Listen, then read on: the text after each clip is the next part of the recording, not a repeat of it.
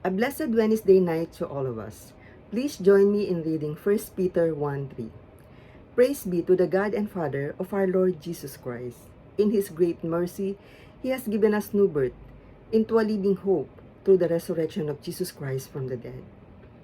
Let this verse usher us to a wonderful time of worship, singing songs of praise that will magnify the name of our Lord Jesus Christ.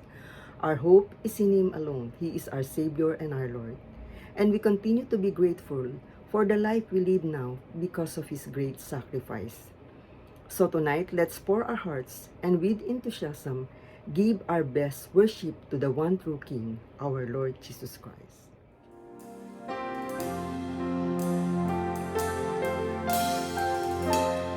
I sing praises to your name, oh Lord, praises to your name, oh Lord, for your name is great and great.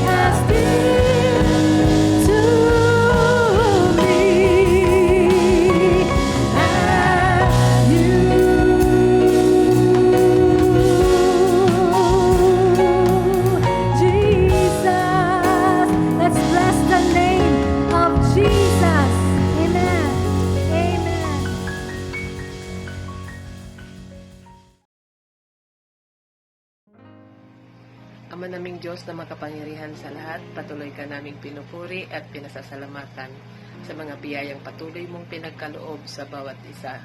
Sa gabing ito, aking itataas sa inyo ang aming ikapo at handog.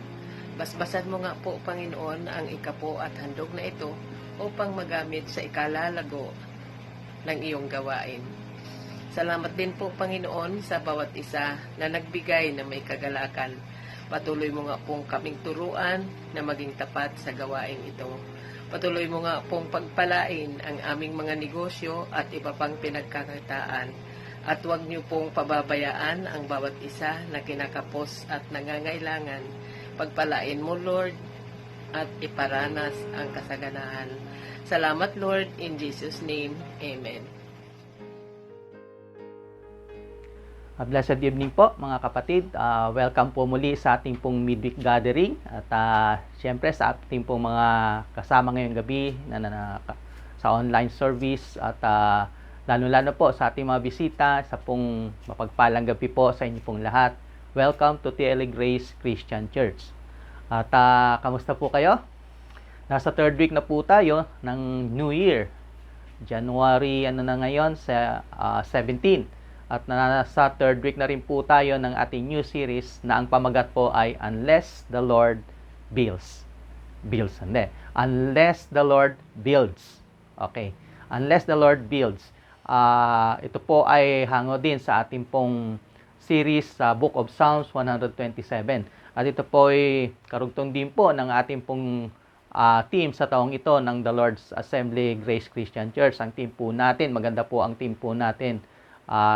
Dito po tayo iikot. One vision, sama-sama po tayo working together in building and stronger and better church. At tayo po, dahil po dyan, ang ating pong series is Unless the Lord Builds. Unless the Lord builds sa anuman pong aspect ng ating pong buhay, ay hindi po tayo magtatagumpay. No houses or buildings, family or career na magiging successful po kung hindi po kasama si Lord. Or si Lord po mismo ang siyang gagawa at magpapala po nito. So, let God build every aspect of your life. Ano man po ito. Choose to let God lead. Siya po mag-lead and direct our pathway. Bakit po? Because God loves you. God loves us and He cares for us.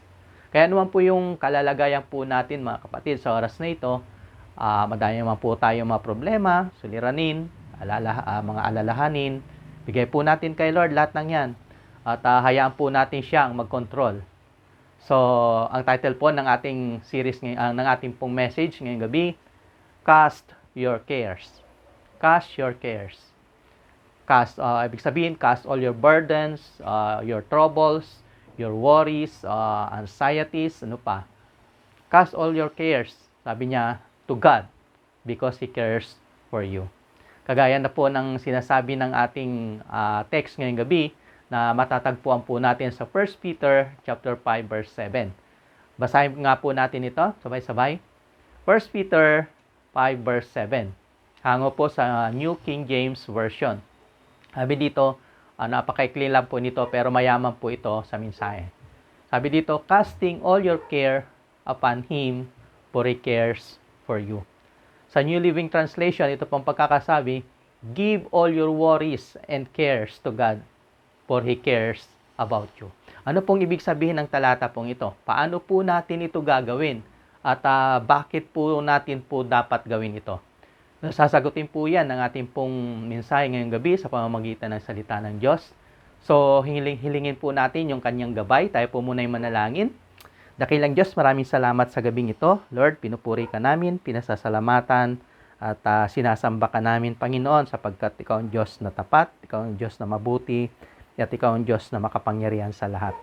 Lord, pangunahan niyo po kami muli, pangunahan kami ng iyong banal na Santo Espiritu sa aming pong pag-aaral ng iyong salita sa gabing ito, sa pamamagitan ng iyong mensahe, Panginoon. Kasihan niyo ang iyong lingkod, Panginoon, maibigay ng maayos ang mensahe mo, na nagmumula sa iyo, Panginoon. Kayo po ang magbigay sa amin ng wisdom, Panginoon. Lubos po namin itong maunawaan. Kayo po ang magbukas ng aming puso't isipan. Nang sa ganun dakilang Diyos ay makuha namin ito ng lubos, ng sapat, Panginoon. At lahat ng katotohanan ng salita, Panginoon, ay siyang magpalakas po sa amin sa gabing ito. Kayo po ang manguna, kayo po ang magbigay sa amin ng kalakasan at magsaway kung kinakailangan, Banal na Santo Espiritu. Maraming salamat, Panginoon, sa iyo namin pinagkakatiwala ang gabing ito, Panginoon. Ikaw ang siyang magbigay sa amin, Panginoon, ng kalakasan, magbigay sa amin, Panginoon, ng karunungan ng sa ganon dakilang Diyos. Ikaw ang siya namin pupurihin at sasambahin. Ito po ang aming samot dalangin sa dakilang pangalan ng iyong anak, sa pangalan ni Jesus. Amen. Okay. Cast your cares.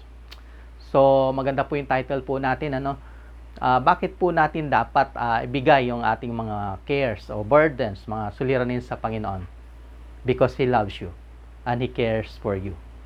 So, why not surrender your cares over to the one who owns the world? Siya may-ari ng lahat ng nandirito, maging yung ating buhay. So, ibigay po natin sa Kanya. Literally, throw your cares, your concerns, your worries, your anxiety upon Christ. Don't let earthly matters derail your course. Huwag nating hayaan yung mundong ito na talunin at pamahayan tayo ng takot, ng fears, mga cares of this world. So cast all your cares to God. Focus on Him. Seek Him. Choose to trust Him. Yan po yung sinasabi ni Peter dito po sa ating text. Pero bago po niya banggitin po yan, may nauna siyang sinabi. Kung atras lang po tayo, bubuklatin natin ng pabalik. Yung ilang pahina po ng Bibles, usad lang tayo ng konti pabalik. So 1 Peter 5:7 po ito. Punta tayo sa, balik tayo ng isang chapter, 1 Peter 4, verse 7, chapter 4. Sinasabi po doon, Peter tells his readers, kasama po tayo doon, sinasabi niya that the end of the world is near. Nalalapit na yung pagtatapos. Certainly, mas malapit nga tayo sa end of the world ngayon kaysa doon sa mga sinabihan niya nito mismo. So, nasa last days na po tayo at habang papalapit na po tayo dito sa last days, Peter reminds us that we are to reveal an attitude of peace. Ano po yun? Yung absence from anxiety. Because Jesus is in our lives. Nasa puso po natin. Nandiyan po si Kristo at nasa atin po siya. So pagdating po dito sa ating text sa 1 Peter 5 verse 7, Peter remind us that we are to cast all our cares upon Jesus, for He cares for us. So kung ang pakiramdam mo, kapatid, ngayon, sabi nga, parang pinagsakluban ka ng langit at ng lupa, o para bang pasan mo yung daigdig, hindi ka nag-iisa. Si Sharon Cuneta nga, di ba, pasan niya yung daigdig. So wala ni isa man sa atin sa mundong ito, kahit si Brother June, si Brother Rapi, none of us live in this world without trouble. And that can create anxiety, cares, problem, o concern. Di ba? Amen? Wala kahit isa. Hindi nag-amen si Brother Alex. Baka wala siyang problema. Hindi. Lahat po tayo meron. Naalala ko tuloy yung sinabi ni Charlie Brown, isang sikat na comic character na kilala ni Brother Rapi. Si Charlie Brown ay mahilig maglaro ng baseball. Kaya lang, lagi siyang talo. So, one time, naglaro ulit siya. Siyempre, talo siya na naman. So, linapitan siya ng kanyang kaibigan na si Lucy. At sabi ni Lucy sa kanya, Charlie, cheer up. Okay lang yan. Kahit na talo ka na naman. Alam mo, the lost games that makes you a person great. O the lost games that makes a person great, sabi ni Lucy. Sabi ni Charlie, so ibig sabihin ba, I must be the greatest person in the world? Kasi lagi po siyang talo. Lagi siyang talunan. So, friends, minsan ganun po tayo, di ba? If problems, mga kahirapan, o kaya yung pagsubok na dumarating po sa atin, make us great, marami po sa atin ngayon, mga great people, di ba? Yung text po natin ngayong gabi, speak to us about overcoming the cares, overcoming the anxiety, the problem, and the trouble of his life. Sabi nga ni F.B. Mayor, sabi niya, every word of 1 Peter 5:7, ito yung ating text, is golden. Every word daw po ng text na ito is golden. Tama po siya. This is one of the most beautiful and comforting verses in the New Testament na pwede po nating panghawakan. So, however, doon po sa mga kapatid po natin na kasama po natin ngayon na dumadaan sa mga di kagandahan, di ba? Sa mga may problema, sa mga anxiety, mga worry, na lubhang mabigat, medyo nahihirapan po silang panghawakan yung verse na ito. Bakit po? Because hindi naman po sinasabi ng verse na ito how to cast our care upon the Lord, di po ba? Pero kung malalaman po natin yung background ng verse na ito, makikita natin na napaka-comforting yung verse na ito. At pwede po natin itong panghawakan. Una, para ba kanino yung verse na ito? This verse is written to believers. Para po sa inyo, para po sa atin. So, ibig sabihin, you must first cast your sins upon the Lord before you cast your cares upon Him. Ulitin ko po, you must first cast your sins upon the Lord before you can cast your cares upon Him. So, once we are saved, nung tinanggap na po natin ang Panginoong Hesus bilang Panginoon at tagapagligtas ng ating buhay, this passage applies to us. But not before. After na tinanggap mo siya. So, the greatest burden kasi ng isang taong hindi pa Christian, alam niya man po ito, hindi, is that of being lost, being separated from God. So, the sinner can cast his sins upon the Lord by believing that Jesus is Lord, na nabuhay siya magmuli, at namatay siya para sa ating mga kasalanan, nabuhay nang after 3 days, nabuhay siya magmuli, and He is the Savior of all who trust Him. So in fact, sa mga tumanggap po sa Panginoong Hesus bilang kanilang Lord and Savior, kapatid Lord, ibig sabihin sa hindi pa tumanggap, hindi pa saved, kapatid Lord is waiting. Pwede mo yung gawin ngayon mismo. At kapag ginawa mo yan ngayon mismo, once you are saved, pwede na mo nang panghawakan yung 1 Peter 5:7. Kagaya po ng any other command sa Bible. Every directive of God is important. So, tignan natin itong verse na ito and let us ask what we can do to fully obey this commandment and enjoy the fruit of that obedience. So, first point po natin, first argument. Number 1, the reason for condemning anxiety. Condemn. Kino-condemn o pinagbabawal ba natin yung mabalisa o mag-worry? Though this verse does not speak of specifically about condemning anxiety, pero malinaw po na ayaw ni Lord. The Lord does not want His children, tayo po, to be anxious. Marami pong verse sa Bible na pinagbabawal yung mabalisa, mag-worry.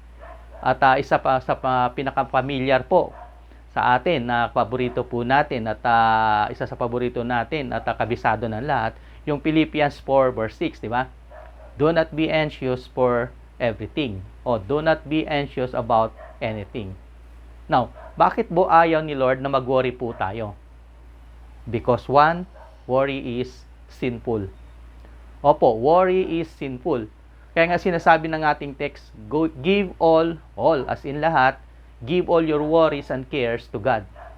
Or cast all your cares upon Him. Yung care po dyan comes from ancient word na ang ibig sabihin po, to be divided or distracted. Yung anxiety and worry takes our minds off God and places our thoughts on the situation we are facing, or it turns our attention to ourselves mismo instead of placing our faith in Christ. So, bakit sinful ang mag-worry sa isang Kristiyano? 3 specific ways po. Bakit? Una, it is rebellion. Rebellion, panghihimagsik. Anything, lahat ng bagay o anumang bagay na lumalabag sa utos ng Diyos ay isa pong kasalanan. At yung pong passage po natin ay isang order o command for the believer na to continue carrying the weight of the cares of this life with an attitude of worry or anxiety. Again, yung worry o yung care po na binanggit sa 1 Peter 5:7 refers to something sa buhay po natin which distracts you at hilahin ka doon sa direction palayo po sa ating Diyos. Thus, it speaks of confusion, anxiety, and lost hope pertaining to the things in this life. At sa dulo po, it refers to not keeping our focus on God. Nawawala po yung trust natin, yung faith po natin sa Kanya to lead us and to help us sa anumang pong problemang kinakaharap po natin. And as a Christian, carrying of load of worry is not trusting God. And it is in a state of rebellion. Bakit rebellion? It is rebellion because in this state, we are not taking our situation to the Lord with full faith and personal commitment. Inityapwera mo si Lord. Nawala yung faith mo sa Kanya. Nag-worry ka, nagduda ka sa kapangyarihan niya na kaya niya ito o kaya niya yung anumang problema mo. It is a rebellion. So pangalawa, bakit worry is sinful? It is rejection. It is rejection. Not only we are in rebellion when we live in anxiety, doubt, fear, and worry, but we are acting in a way that rejects God's offer to help us. Nire-reject po natin yung offer ni Lord. Para tayong isang batang tinutulungan ng magulang sa kanyang problema, tapos sasabihin ng anak, ay wag nanay, kaya ko itong mag-isa. Di po ba mga magulang, nakaka-relate po tayo dyan? Nararanasan po natin minsan yan. Halimbawa, nagmamadaling pumasok yung anak mo sa school, tapos nakita mo, hindi pa nakasintas yung kanyang sapatos, kaya dali-dali kang yumuko para isintas yung kanyang sapatos, pero biglang tinabig ng anak mo yung kamay mo, tapos sabi niya, nay, wag na, kaya ko ito mag-isa. Hindi niya alam na mas mapapabilis o mas magiging maayos pag ikaw ang gumawa nito. Gayun din naman ang ginagawa, ganun din pag sa ginagawa po natin kay Lord. Gusto ni Lord to cast our cares upon Him, pero ayaw nating gawin. Ayaw nating ibigay sa Kanya.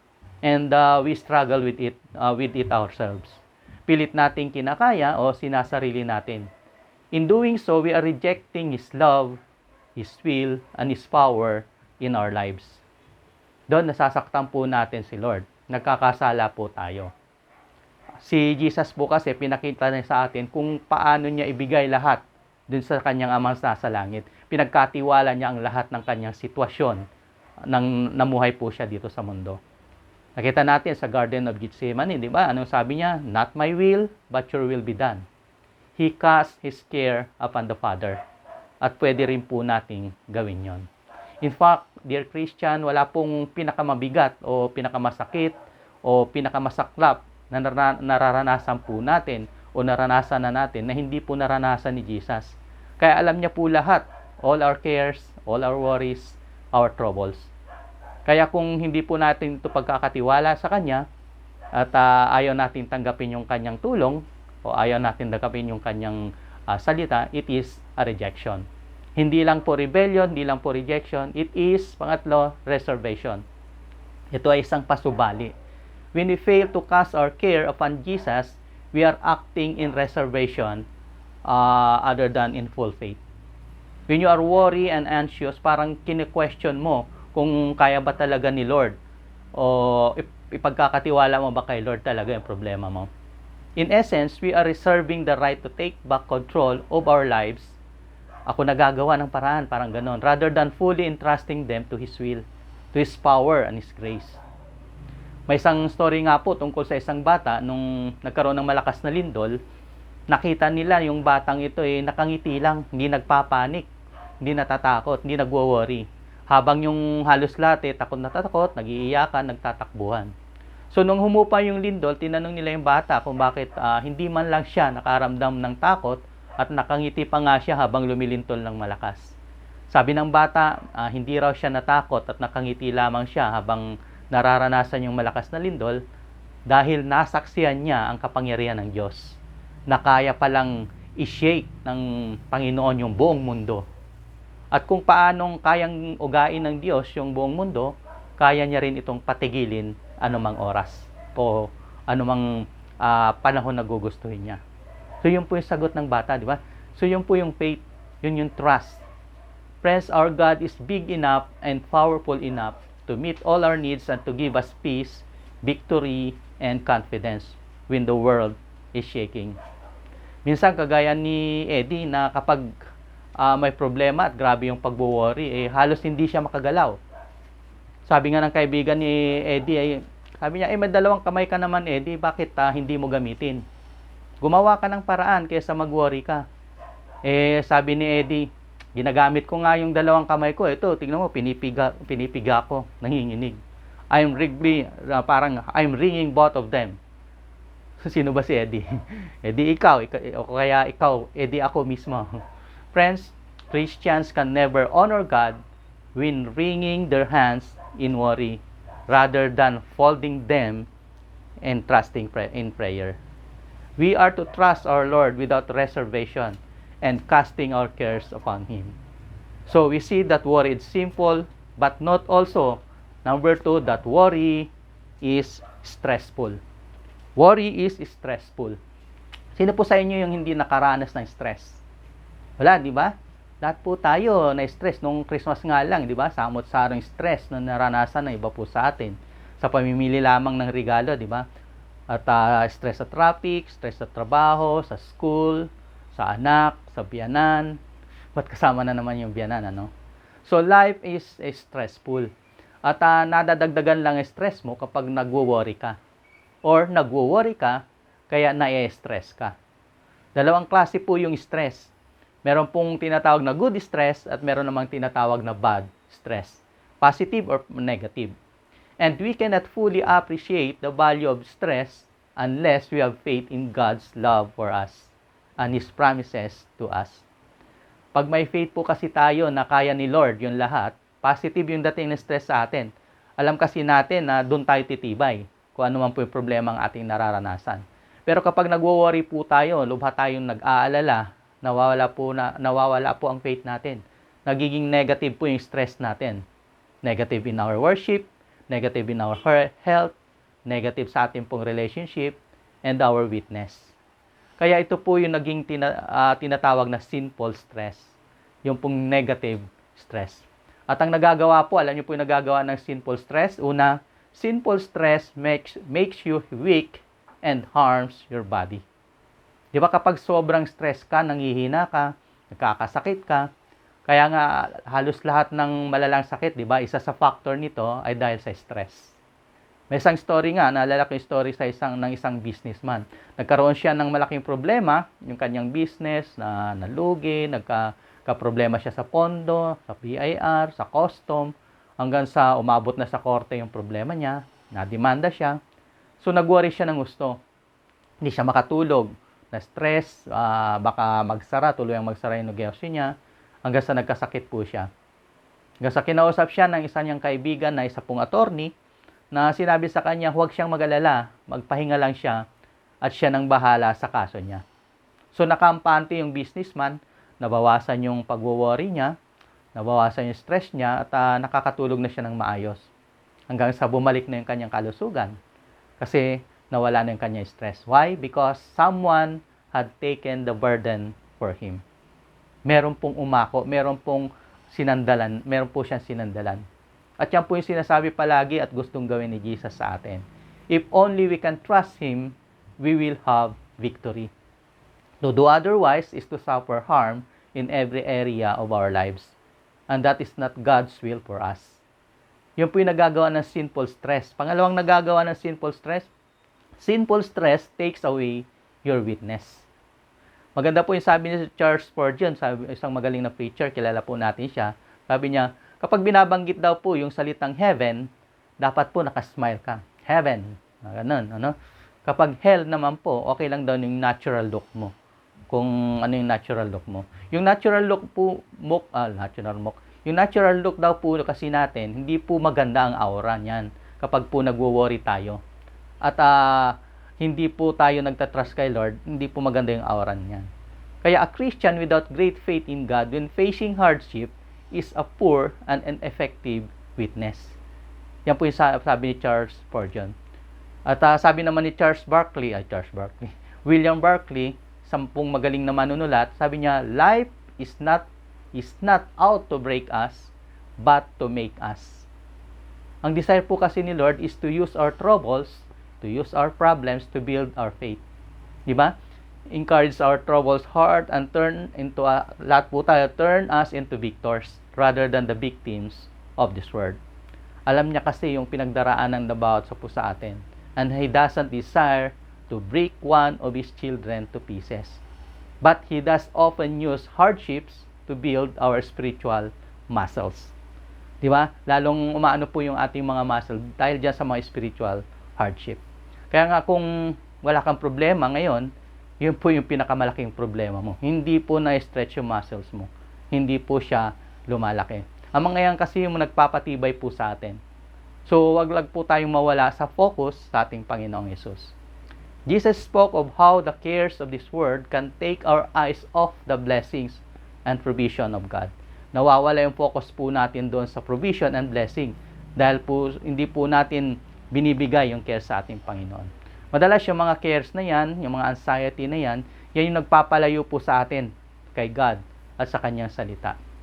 Nangyari yan kay Jonah, di ba? Alam natin yung story. Kay Martha sa Luke chapter 10, at napakarami pong mga cares, suliranin po sa ating mga buhay, mga problema. Di po natin maiiwasan yan eh. Dumadating po yan. But we must not allow them to harm our minds, bodies, families, worship, or our witness. Victory over these cares is learning and practicing spiritual art of casting our cares sa Panginoon. Worry is not just sinful and stressful. Pangatlo po, worry is shameful. Shameful. Shameful. Worry is shameful. Yes po, masakit nga pong pakinggan. Medyo mahirap nga pong sabihin dahil madalas po tayo nag-worry kahit na sa mga malilit na bagay. Pero worry is shameful. Nakakahiya. Kung tunay daw po kasi tayong Kristiyano, it is shame for the true Christian to worry. To worry and fret over every care or trial in life. Bakit po? Because we are representatives of our Lord. Ikaw o ako, tayo po ay representatives of our Lord. So kapag nagwo-worry po tayo, we are a poor representatives of our Lord. When we are wringing our hands because of the challenges na ating pong nararanasan. Because sabi nga po, no true Christian should ever bring shame upon the Christian faith by allowing the cares of this world to distract from glory and greatness ng ating pong Savior, ang ating Panginoong Yesus. Sa totoo lamang po, wala po naman talagang mabuting na idudulot, di ba, yung pag-worry. Pero ginagawa pa rin po natin ito. Kasi yung worry talaga, may naitulong na po ba sa inyo yung pag-worry? Nakatulong po ito para para mahalin yung ng ating mga mahal sa buhay, ang ating puso, no? Kasi nagkakaroon tayo ng sakit sa puso. Kaya nga, unang-una, worry is unprofitable. Wala kang kapakinabangan, wala kang mapapala sa pag-worry. Whatever you are worrying about is keeping you from more important duties. Kaya nga, worry is tinatawag na de-energizer. Di ba, nawawala yung lakas mo. Hindi ka napapalakas nito, sa halip, lalo ka pang humihina. May isang story nga sa isang babae daw, nangako siya na magiging missionary siya. Gusto niya maging missionary sa India. Hanggang sa dumating yung pagkakataong natuloy na ito, tuwang-tuwa siya. Papaalis na siya, papuntang India. Kaya lang, bago siya umalis, nalaman niya na may malubhang sakit yung kanyang ina. So, siyempre, mahal niya yung kanyang ina. Minabuti niyang hindi na umalis, alagaan na lang yung kanyang ina. 3 years niya itong inalagaan. At bago to binawian din ng buhay. So, pagkamatay nito, yung kapatid niya namang babae yung nagkasakit. So, grabe na yung pag-worry niya. So, yung stress. Nalagaan niya rin kasi yung kanyang kapatid, din kalaunan, namatay din ito. So, patong-patong na yung problemang naatang sa kanyang balikat. Lalo na nung yung 4 na anak nung kanyang ate, naiwan sa kanya dahil wala rin silang ama. So, inalagaan niya yung 4 na bata at nawalan na siya ng pag-asang matuloy yung pangako niya maging missionary. So, nagkaroon siya ng anxiety, stress, worry. Pero di kalaunan, yung 3 sa 4 na magkakapatid na inalagaan niya, lumaki ito at naging isang international missionaries yung 3. So sa kabila ng pag-worry niya na hindi niya natupad yung pangako niya maging missionary, dahil sa pakiramdam niya, napakaraming responsibilities na binigay sa kanya ni Lord. But later, she learned that God has a greater plan. Mas may mahalagang plano ang Diyos sa kanyang buhay. Nais pala siyang gamitin ng Diyos to bless yung kanyang sister's children to commit their lives para maging missionary. Brothers and sisters, God is at work even when you cannot see. Worry is shameful. Worry is unprofitable. Pangalawa, worry is shameful and unprofitable, so necessary. Bakit unnecessary? Because God cares for you. Why does He cares for you? Because of so many reasons. Napakarami po, hindi po mabilang na kadahilanan. Because He created you, because He loved you enough to send His Son for your sins, because He redeemed you, He wooed you to Himself, He changed your nature. He wrote your name down in heaven, making you part of His family, because He's preparing a home for you, because He has put His Spirit in you. He has promised never to leave you nor forsake you, because He keeps safe and secure from failing from grace, because He directs your steps as you follow Him, because He has given you His perfect, truthful word, because He has given you your friends to pray for you. At higit sa lahat, because He is coming for you one day soon. Napakarami po. At ilan lamang po yan sa mga katunayan o evidence na nagkikare po siya sa atin. So, wag po natin subuking tanungin, tanong mo sa sarili mo, wag po natin subuking tanungin, does God care for you? Wag po natin subuking tanungin po yun. Kasi napakarami pong dahilan, napakarami pong halimbawa na nagkikare po siya sa atin. So, yan po ang mga reason that anxiety, worry is condemned. Now, let us see number 2, the recipe for conquering anxiety. Conquering anxiety. Ano yung recipe? So, nalaman natin na worry, na hindi tayo dapat mag-worry and fret, pero minsan nag-worry pa rin po tayo, di ba? So, how can we find the path to overcome this issue in our lives? So, let me share some sure ways to help every Christian find peace in the midst of difficulties and hardship. Simple lamang po, bibigyan ko po kayo ng 3 P's, hindi po 4 P's. Ano yung 3 P's na yan? So, unang P, pray. Ito yung pinakamabisa, pray. Panalangin lang mga kapatid. Gusto po ng Panginoon, lumapit po tayo sa Kanya sa panalangin. Sumbong natin lahat ng ating mga cares, ng ating problems, ng ating mga worries. Kaya nga sabi ng psalmist, Psalm 55 verse 22, cast your cares on the Lord and He will sustain you. He will never let the righteous be shaken. Hindi na po kailangan pagpaliwanag to, di ba? Wala na pong elaboration pa. Naiintindihan po natin ito. Yung panalangin po natin, yung pakikipag-usap po natin kay Lord, speaking with God help us depend upon Him. At ito ay tanda ng pagtitiwala po natin sa Kanya. That's faith. At ito yung requirements doon sa sinasabi sa Hebrews 11:6. Sabi sa Hebrews 11:6, and without faith, it is impossible to please God. Because anyone who comes to Him must believe that He exists and that He rewards those who earnestly seek Him. So, ganun po ka-importante yung faith at ang paglapit po natin sa Kanya through prayer. Kung may faith ka sa Kanya, siguradong magpe-pray ka, di ba? Hindi ka naman magpe-pray sa Kanya kung wala kang pananampalataya, natutuparin niya yung Kanyang pangako, yung Kanyang pagtupad niya sa yung panalangin. So, yung unang P na makakatulong sa atin to find peace in the midst of hardship, pray. Pangalawa, praise. Praise. Hindi po dapat mawala po yun. Kagaya ni Pablo, habang naghihirap siya doon sa kulungan, nagpupuri siya sa Panginoon. At masaya siya, puno ng kagalakan ang kanyang puso. Sabi nga sa Philippians 4 verse 4, rejoice in the Lord and always, and I will say it again, rejoice. Parang kinakanta na ni Ate Nilda, no? Rejoice in the Lord and always, di ba? And again, I say it, rejoice. Si Pablo po, Paul was praising the Lord while in prison sa Roma and was calling upon the Philippian Christian and TLA Christians to do the same because the Lord reveals Himself in praise. Kapag may problema po tayo, gusto na nating maiyak sa problema, di ba? At dahil dyan, minsan, hindi na tayo makapagpuri, makapag-praise kay Lord. Pero iba po si Pablo. Sinasabi ni Pablo, dapat lagi po tayo, nasa attitude po natin yung praise sa Panginoon sa anumang sitwasyon. Because whining o winning o paghiyak, paghagulgol, we can ask. Nagpapahina po yan sa atin. But praise empower us. Praise God. So, una, prayer. Pangalawa, praise. At ang pangatlo po na recipe to help us find peace in the midst of difficulties and hardship. Pangatlo, persist. Persist. Magpatuloy ka, magpumilit o manatili. So, balikan natin po yung ating text. Sabi dito, 1 Peter 5:7, casting all your care upon Him, for He cares for you. Yung word na casting po dyan is a participle. Ibig sabihin, it requires continuation to obey. We are to ever and always be casting our cares upon Him. And this requires persistent faith and persistent casting yung lahat ng ating stress, ating mga troubles upon the Lord. Hindi po isang araw lang yung manalangin. Tapos sayang na nating tugunin ni Lord yung ating mga prayer. We need to take it to the Lord faithfully.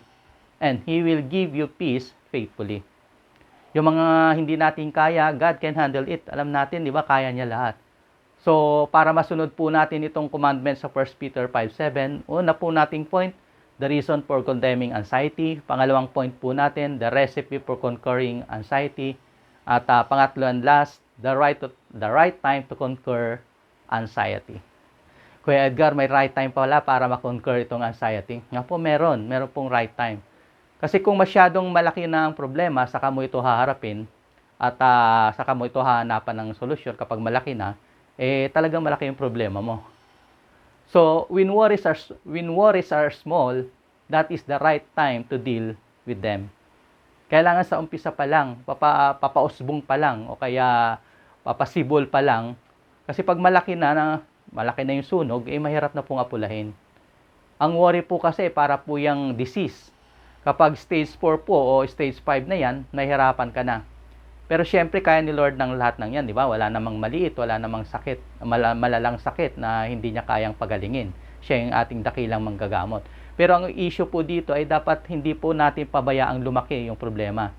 Lumaki yung worries po natin. Kasi, ikaw mismo yung mahihirapan, hindi naman si Lord. Si Lord kaya niya lahat, pero ikaw mismo ang mahihirapan. Worry can like disease that will keep growing unless you excise it, cut it, or remove it. Para kasi yung tumor. Yung tumor will increase and destroy a person if it is not removed in a timely manner. Gayun din naman, we are to cast our care upon Him the moment we note the weight of it upon our minds, upon our hearts. Do not delay, do not defer, or do not deny. Just do what God says we are to do. Gawin lang natin, bring it to Him, and leave it there. Kaya nga sabi niya, cast your cares upon Him. Si Lord na bahala sa lahat. Sa ating pong last illustration, meron pong isang ibong pipit. Sabi ng isang ibong pipit sa isang ibong maya, sabi niya, bakit kaya yung mga tao labis na nag-aalala, labis na nagwo-worry sa lahat ng bagay? Sabi ng maya, baka kasi hindi nila alam na may Diyos na nagkikare sa kanila kagaya ng pagkikare niya sa kagaya nating mga ibon lamang. Brothers and sisters, 1 Peter 5:7 says, casting all your care upon Him, for He cares for you. All, as in all of your care, no exception. Because God is all sufficient for all our cares and problems that may come to our lives. Amen? So as we conclude, my brothers and sisters, friends, bring your burden to the Lord. I know you have troubles, you have burdens, I have troubles, all of us have them. Kaya lamang po, kung kilala po natin ang Panginoong Hesus, kung anak po tayo ng Diyos, malalabanan po natin yan kung ibibigay po natin sa Kanya. Ang tanong lamang po, do you have a relationship with the Heavenly Father through His Son, Jesus Christ? If you are not saved, come to Christ this very moment, and you will know the Father, God, and you can trust everything to Him. Sa kabilang banda naman, if you are not a Christian, or if you are a Christian, do not delay. Come just now and submit your stress, struggles, problems, anxiety, and concern into His hands. Casting all your cares upon Him, for He cares for you. Amen? Now, sa oras pong ito, dala ko po ulit tayo sa panalangin. Alam ko po, marami po tayong mga prayer request. At kung meron po kayong prayer request na nais nyo pong bahagi, pwede nyo po itong type sa comment section. Sa mga gusto naman po magkaroon ng mga cell group, mga ministry, marami po tayong ministry sa church. Pwede nyo pong i-type din po sa ating comment section. At nagpapasalamat po kami sa bawat po sa inyo na tumatangkilik po sa ating service. So, ulit, sumandali po tayong magkaroon ng katahimikan. Pa-flash po natin sa screen. Papanalangin po natin ang ating bayan. Papanalangin natin ang ating mga pamilya at ang ating iglesia. Sige po.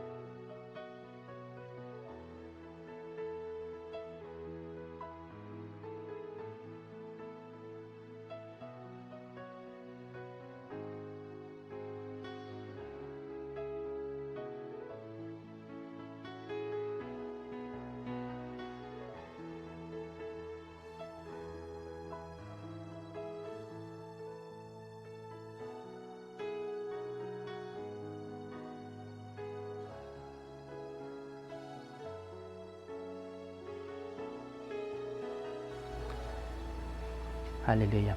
Dakilang Diyos, sa pangalan ng iyong anak na si Jesus, kayo po ay nagpupuri at nagpapasalamat sa gabing ito. Salamat, Panginoon, sa mensahe mo na amin pong natutunan, napag-aralan, Panginoon, at napagbulay-bulayan sa gabing ito. Dalangin namin, O Diyos, na ito'y maging pundasyon ng aming pananampalataya.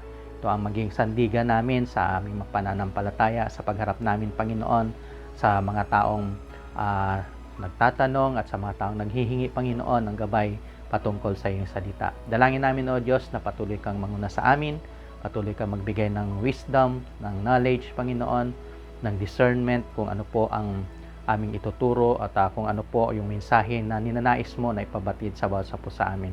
Pagpalain niyo po, Ama, ang lahat ng amin nakasama sa gabing ito, ang mga kapatid namin, Panginoon, na dumadaan, Panginoon, sa mga pagsubok. Ikaw ang siyang magbigay, Panginoon, ng kasagutan sa kanilang mga panalangin.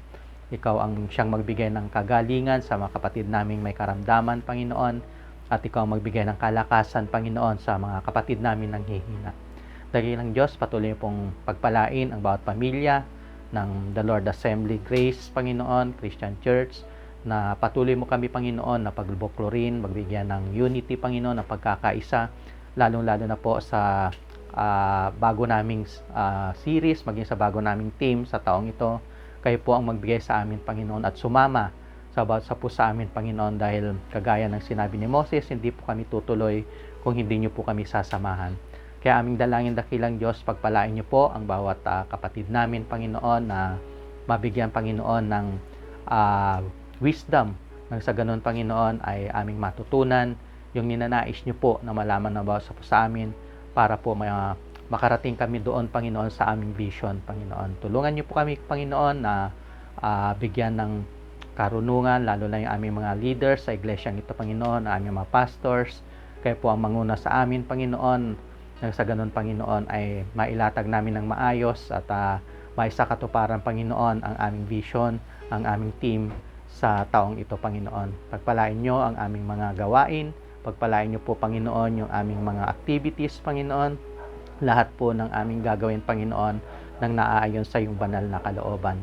Dalangin namin, O Diyos, na patuloy niyo po kaming palakasin, bigyan, Panginoon, ng magandang kalusugan, nang sa ganun, Panginoon, ay malakas kami, Panginoon, na humarap sa anumang hamon ng buhay. Pagpalain niyo rin po, Panginoon, ang aming bayan na patuloy po na ma-restore, Panginoon, ang aming economy, Panginoon. Pagpalain niyo yung mga kapatid namin, Panginoon, na nawala ng trabaho, lalo-lalo na po sa pag-modernize ng mga jeepneys.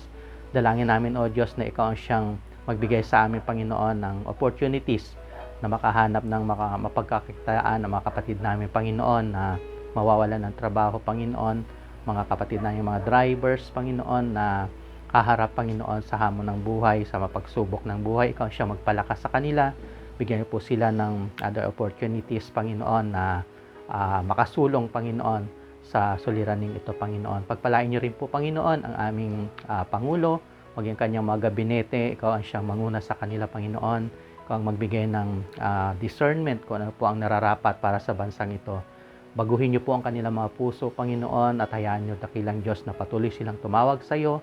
Mabago ang kanilang mga puso at pusong sumasangguni sa iyo, Panginoon, sa lahat ng desisyon na kanilang gagawin. Pagpalain niyo po, Panginoon, ang aming bayan, maging ang aming iglesia, Panginoon. Kayo po ang manguna, Panginoon, lalo-lalo na ang bawat pamilya ng iglesyang ito, Panginoon. Kayo magbigay ng katugunan sa kanilang mga panalangin sa gabing ito, Panginoon. Pagkalooban nyo ng kagalingan, yung mga kapatid naming nasa banig ng karamdaman. Pagkalooban nyo ng kalakasan, yung mga kapatid naming nangihina, Panginoon. At ikaw magbigay, Panginoon, ng kagalakan doon sa mga kapatid naming, Panginoon, na malungkot at nagluluksa. Maging mga kapatid namin, Panginoon, na dumadaan, Panginoon, sa matinding hamon ng buhay. Ikaw magbigay sa kanila, Panginoon, ng talino na lumapit sa iyo, Panginoon. Nang sa ganon, alam namin, O Diyos, na sa iyo lamang po ang katugunan at ikaw ang katugunan sa lahat ng mga suliranin ito. Maraming salamat, Panginoon. Muli ay hinihingi namin, Panginoon, kagalingan sa aming bayan. Kayo po ang magbigay ng magandang bayan, magandang economy namin sa bayang ito, Panginoon, sa taong ito. Pagpalain niyo po ang aming iglesia, Panginoon. Patuloy niyo po kaming bigyan ng passion, Panginoon, bigyan ng vision at bigyan ng commitment sa bawat isa po sa amin, Panginoon. Nang sa ganun, Panginoon, sama-sama naming tuparin, Panginoon, ang layunin mo sa bawat isa po sa amin. Pagpalain niyo rin po ang bawat family, Panginoon, na nakasama namin sa gabing ito. Ikaw ang magbigay sa kanila, Panginoon, ng kagalakan, magbigay ng kalakasan, nang sa ganun, Panginoon, patuloy kanilang pupurihin, sasambahin, sapagkat ikaw ang Diyos na karapat dapat purihin, karapat dapat sambahin sa aming pong mga buhay. Muli, Panginoon, sa iyo ang papuri, sa iyo pinakamataas na pasasalamat at pagsamba sa tanging pangalan ng iyong anak, sa pangalan ni Jesus. Amen and amen. Maraming salamat po sa bawat isa po sa atin. Purihin ng Panginoon sa katugunan niya sa bawat panalangin po natin. And now, may God Himself, the God of peace, sanctify you true and true. May your whole spirit, soul, and body kept you blameless at the coming of our Lord Jesus Christ. Amen. God bless mga kapatid. Maraming salamat for joining us tonight. See you again next week. Patuloy po natin subaybayan ang ating series. Good evening po. God bless you all. He is Lord, He is Lord, sings my soul. He is Lord, and He lives. Yes, He lives. I'm alive 'cause Jesus lives.